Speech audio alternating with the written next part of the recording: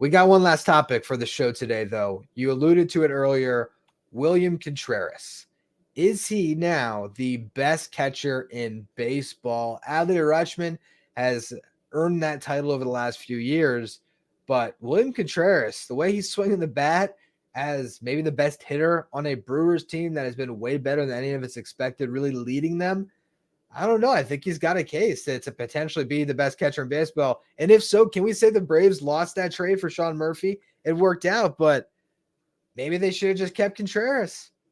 And they could have had a tandem of Travis d'Arnaud and Contreras and then a couple extra bucks to throw around somewhere.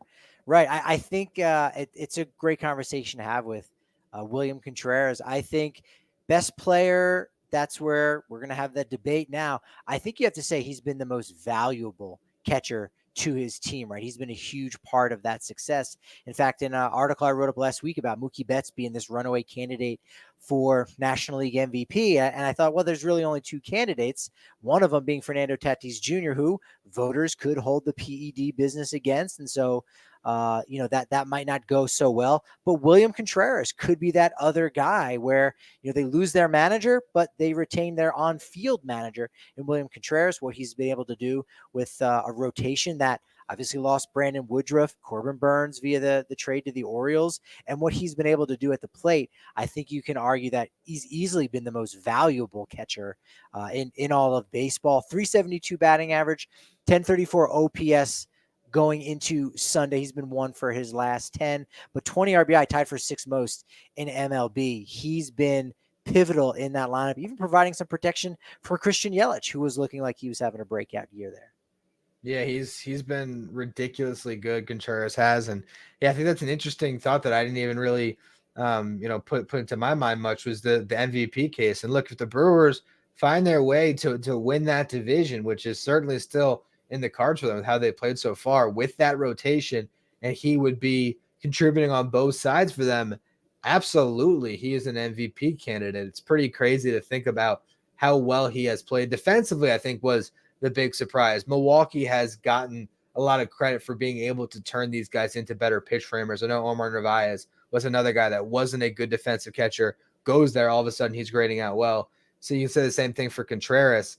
And the funny thing is his brother has been very good this year as well. Wilson Contreras gotten off to a great start. The catcher position as a whole, I feel like over the last maybe 3 to 5 years has just taken a definite step up where you have guys finally that are able to contribute both defensively and with the bat, which there was a point in time where I felt like there was maybe 5 catchers in all of baseball that could swing it at all. And now we're seeing a long list of guys that are doing it for teams on both sides. It was Yadier Molina, Buster Posey. I'm missing one other guy, but you're right. There's a lot of really great catchers. Fortunate about your guy, Francisco Alvarez, there in New York.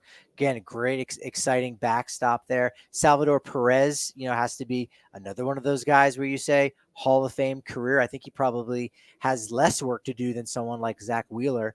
Just kind of, compiling numbers a little bit. He's got 4 homers, 12 RBI over his last 10 games, close to a 350 batting average in that time. As you said, Williams' brother Wilson has been great in 19 games. He's only had 3 offers, so he's putting bat on the ball, getting the ball in play. Struggled that first week, but hitting 333.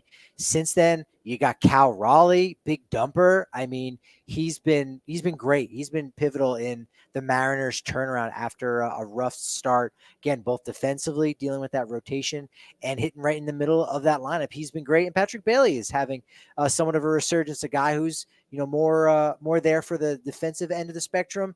And no, he's been great at the plate for a Giants team that's struggling a little bit. That's something I might need to write about here soon. Yeah, no, for sure. The Giants as a whole and just this position is crazy. I'm even, and Perez was a good mention too, because I don't think that we can call him the best catcher in baseball, because just defensively at 33 years old, how good can he be? Although actually Fangraphs has him as a plus defender this year, which is interesting. Yeah. So really a fountain of youth coming off a couple years where he didn't look like the same guy. I pulled up the all-time list of catchers when it comes to home runs. Where would you think he ranks, just off the top of your head? How high up? Ooh, okay. Well, I believe Mike Piazza has the most home runs for a catcher now. Are we saying home runs at like he did it while he was a catcher and not a DH? I think that number might be around 365, 360.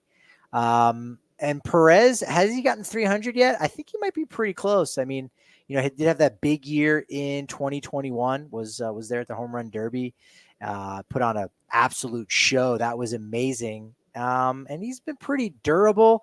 I'll give him 23 homers a season for 13 years.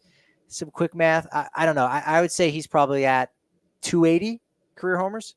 He's at 252. Okay. Now the list that I pulled, I think it's just compiling careers because it's got Piazza at 399. I don't think Salvador Perez is touching him, but at 252, he just tied Javi Lopez to move into the top 10. Oh, He's 9 behind Jorge Posada. He's 30 behind Brian McCann. Then you get to Gary Carter, Pudge Rodriguez, Lance Parrish, Yogi Berra, Johnny Bench, Carlton Fisk, and then Piazza.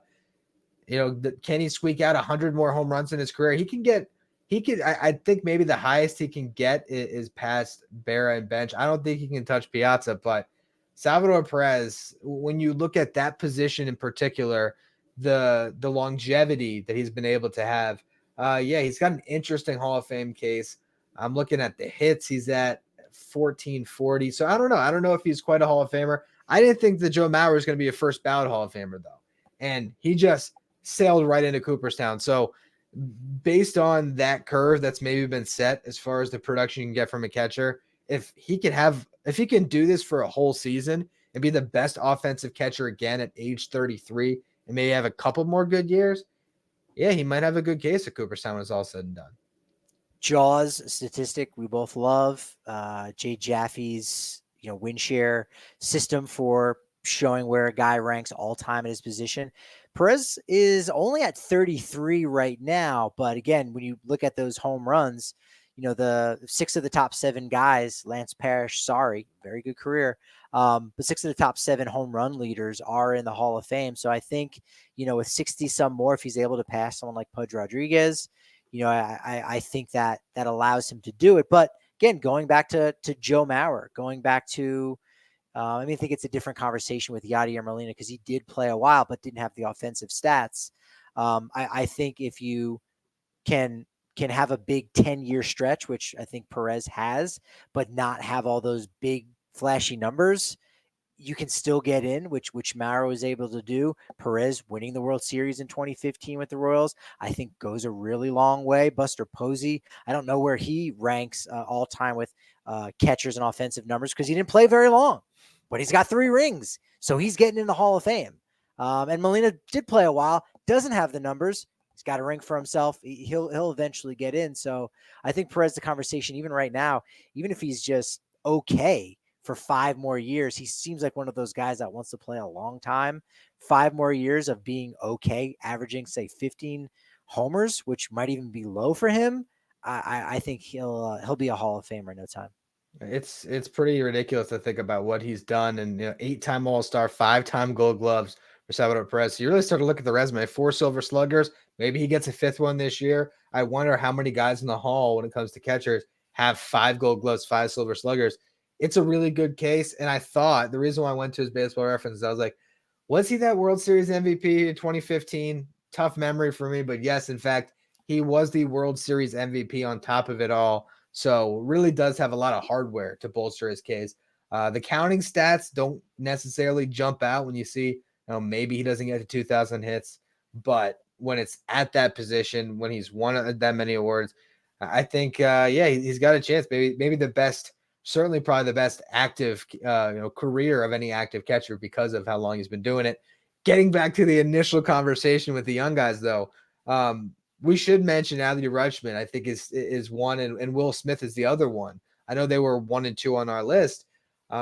What does William Contreras have to do to actually leapfrog them next year when Just Baseball is ranking our top 10 catchers? What do we need to see from Contreras to actually put him above those guys and actually call him the best catcher in baseball? Yeah, I think he's just going to continue to hit. I think that's going to be a critical part for him. Defense, he's not been favorable to him than some of the defensive metrics. So, but we know that again, that at least personally, I think some of the defensive metrics, we haven't figured that out just yet, how to value those guys. And then there's also the element of how well his rotation does and giving the catcher a little bit of that credit. So I think a lot of those rankings have more to do with the offensive output, thinking of it more from that fantasy baseball perspective, right? So he's just going to have to continue to hit, right? High average is going to be a critical part. If he's sitting in the middle of the lineup, still, he's going to have those RBI. That's going to be really important. But even then, he might need to do more than that, because Will Smith, he's got a better lineup all around him there in LA, and JT Realmuto has been doing it for so long in his career. He's on the wrong side of 30 now. We're starting to see maybe him break down just a tiny bit. So that's a guy he could possibly leapfrog. But you started off by saying that there's a glut of really good catchers right now in the game, and we were kind of overdue for that. So it's going to be a challenge for him to do that. But if he can be an all-star this year, that kind of puts him on the map, keeps his name out there. It's interesting how those kind of little things like that can factor in a big way, and getting some MVP votes. I think things like that can be critical, and maybe breaking a tie between someone like him and a JT Realmuto, where you say, well, Realmuto has a better career, but I think we're seeing some changing tides here, and I think now it's Contreras that's ahead. Look at what he did. MVP. Brewers go to the postseason. A lot of it can be narrative based in order for Contreras to start to rise and maybe be a top 5 catcher in all of baseball when we do the 2025 rankings for Just Baseball. Yeah, for sure. I mean, I think we might have had him in the 3 this year. I think we were really high on him because we just value what he did, and we saw Real Muto as a guy that seems to be on his way out. Maybe not from being a top 10 catcher in baseball, but certainly a top 5 with the rough year he had. To me, I think what he has to do to separate himself from Rutschman and Smith is lead that Brewers team to the playoffs, especially with Yelich being out right now. The fact that he's kept them afloat. It's interesting you mentioned the whole defensive metrics thing, because actually in my head I'm thinking, all right, pitch framing. When you have Corbin Burns and Brandon Woodruff throwing to you, do your grades look better because you're getting more strike calls, because umpires are going to give them the call more than Colin Ray is going to get a call, or Joe Ross, so I wonder if that's maybe weighing down the metrics. But if this Brewers team is great and they find their way to win that division yet again, and Contreras hit 320 with 27 home runs and he drove in 100, and he was just there every day, whether he's catching or being put into the DH spot, but he gets 150 plus games played from that grueling position and stays as a constant threat in that lineup. I think there's going to be a narrative that really starts to build around him. Whereas Rutschman and Smith are part of these teams that are so good that life's a little bit easier on them. But I think the workload that Contreras is going to have to carry to bring his team to where they want to go, that might give him that recognition.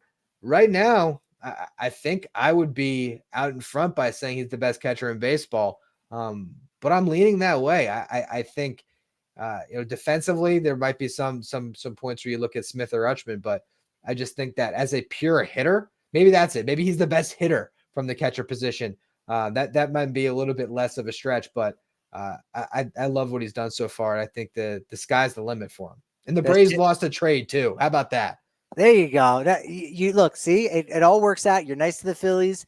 You have some Atlanta slander. There you go. That's fantastic for that. Yeah, right. Will Smith and Adley Rutschman are the only two that were ahead of him in the Just Baseball top 5 rankings. So I mean, he has been, pretty much as y'all predicted. Those of you that made the list, he has come to fruition on that. Some numbers behind the scenes, like you said, with the pitch framing, he's in the 4th percentile, not as in like the top 4. That's 96% of baseball catchers are better at framing than him. 13th percentile for caught stealing above average, blocks above average in the 33rd percentile. So again, the defense would be one of those areas to round out, a playing style or the success that you have, because catcher is one of those key defensive positions. And once you get to the top, that's a big separators. You have to be more well-rounded. Going back to something we talked about earlier, Gold Glove awards by catchers. 2 Hall of Famers with a lot. Pudge Rodriguez, 13. Johnny Bench, 10. Yadier Molina has the third most all time. We think he's probably an eventual Hall of Famer with 9. And then you got Salvador Perez, 5. So if you're looking at Hall of Fame guys, Perez is there. I think Bill Freehand's going to be a Veterans Committee guy. I know this is probably a better conversation for the offseason, but Bill Freehand, great catcher with the Tigers. He had 5. I think he'll eventually get in. Jim Sumberg has 6. I don't think he has any shot. Bob Boone, no shot with 7. So that's pretty much the top 6 or 7 guys all time. So Perez, looking at it defensively with that award, he goes down as one of the all-time greats. So if you want to be one of the best catchers in your sport, you do that by winning the Gold Glove Award, and then you make a conversation to be one of the greatest of all time. And so that's the piece. That's the piece that Contreras needs that I think we've pinpointed. He's got to get better defensively. In the reason why the Braves traded him was because of the defense. He was not a good defender in 2022, although he hit. Last year, that was the component that shocked everybody. He was looking at 93rd percentile in framing. So it was in there that they got it. Like I mentioned before, I don't know how much the guys who are thrown to you impacts framing. Is he not getting calls, or they're just guys who aren't living on the edges enough where he's able to rack up those stats? Again, it's one of the toughest positions to grade out, but he's making a case for himself. So we got to see the defense tick up. We got to see what the Brewers do this year.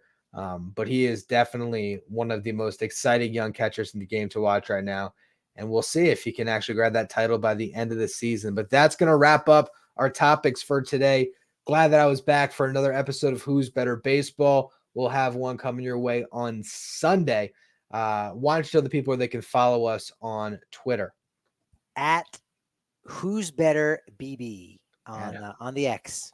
On the X. Who's Better BB? If you're watching, you can find our personals on the side there. And all of these conversations that we had today, all 5, I'll be breaking them up into more bite-sized videos for the YouTube channel. So if you came in at the end, you can listen to any of the beginning conversations, and the full podcast will be going up on Apple, Spotify, wherever you get your podcast. So make sure to subscribe there, follow us, subscribe on YouTube, do all the good stuff for us, and we will be back on Sunday.